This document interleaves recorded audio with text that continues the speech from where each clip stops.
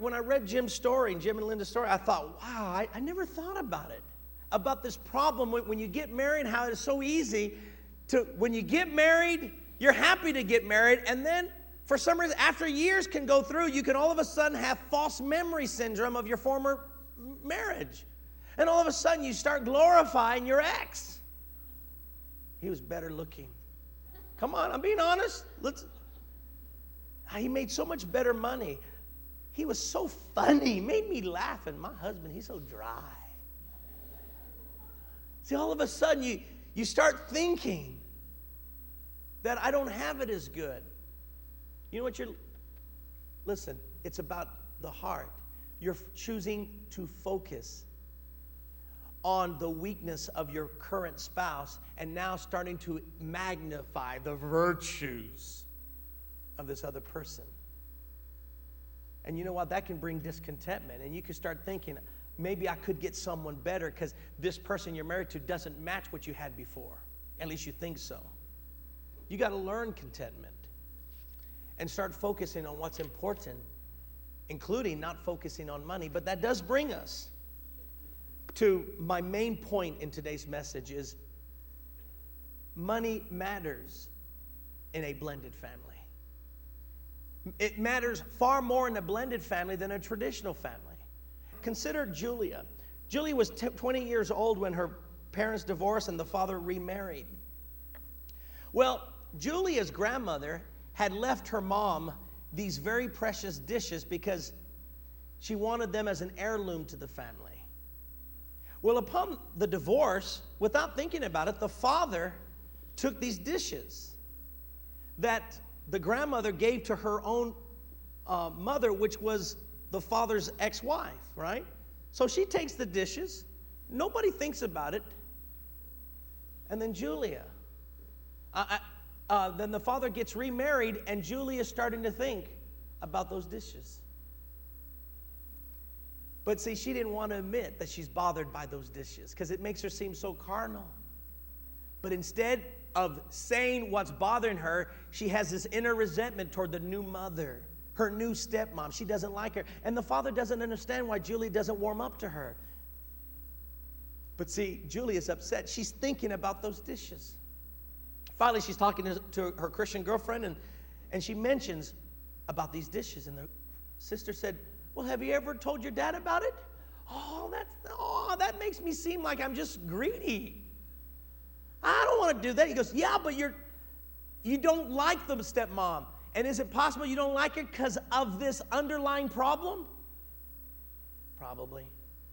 She said, well, I got a better idea, this friend said. Why don't you talk to your mom? Your mom probably don't even know about all this. So that's what Julia did. She talked to mom and said, hey, mom, when you and dad got a divorce, remember those dishes grandma gave? She wanted it to go and stay in the family. It was very precious. It meant something to her, and it means something to me. The mother looked and said, Julia, you're right. I never thought about it. You know, when we went through the divorce, I was just in pain. I was confused. I wasn't even thinking about who gets what. I was just in pain, whatever happens, you know. So you know what she did? The mother called up the ex-husband and says, you know, Julia bothered by those dishes that my mom passed on to our family. We didn't think about it. You took it. The dad said, you know what? That's true. So you know what they did? They went on and did a special will to make sure the dishes went to Julia. You know what? Immediately, Julia warmed up to the stepmom, and they're best friends now. See, when you don't deal with money issues, sometimes subconsciously we're letting it affect our relationships with other people. And that's what we have to do, is discuss these things. So here's the question I propose to you. Who gets what? Proverbs chapter 13. I've given some thoughts about who gets what because, look, in a blended family, it gets complicated, doesn't it? When, let's say a man gets, the husband and wife get a divorce and the man remarries, and let's say he remarries a woman that has a couple of stepchildren. What happens to the children that are his biological children from the previous marriage? He's going to die one day. Who gets the wealth? The wife? The stepchildren? Because if the wife gets it, then the wife is likely to give it to her stepchildren, and that leaves the kids out. We never think of that, and we wonder why the kids aren't warming up to the stepmom. Because we never dealt with those issues. So from a biblical standpoint, what is the point of inheritances? Why do we leave an inheritance? To whom do we leave an inheritance? What is the inheritance for? Who is it for? Well, look at Proverbs chapter 13, verse 22. Proverbs 13, verse 22, a good man leaves an inheritance for his hot mama. No, it doesn't say that. What does a good man do? He leaves his inheritance for who? His children's children. You know what he's thinking about? His children. He's not even thinking about his spouse, because the spouse is supposed to be thinking of the children too. So the principle of inheritances is to go to the children. So always keep that in mind, is they go to children. That's why you set up a will, because you want the wealth to go to the children.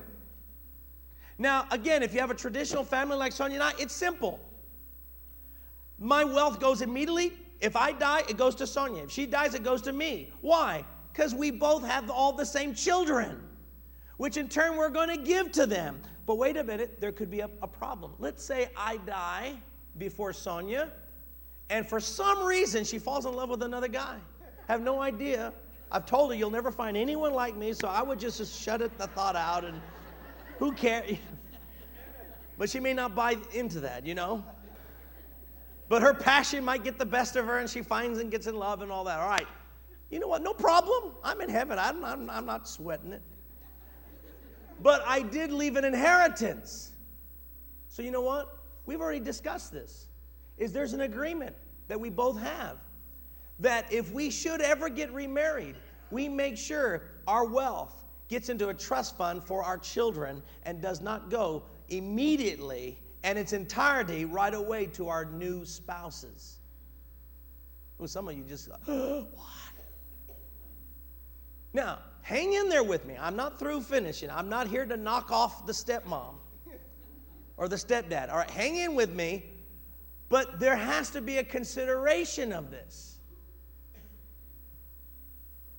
You see? Besides, she gets married to a man. Let the man take care of her. Hello? That may sound old-fashioned, but I think it's in the Bible. Adam had a job before he got a wife. Hello? Oh, man, I'm getting a lot of love from my brothers. Well, I'm in the women's lib movement. I like my wife to provide the bacon.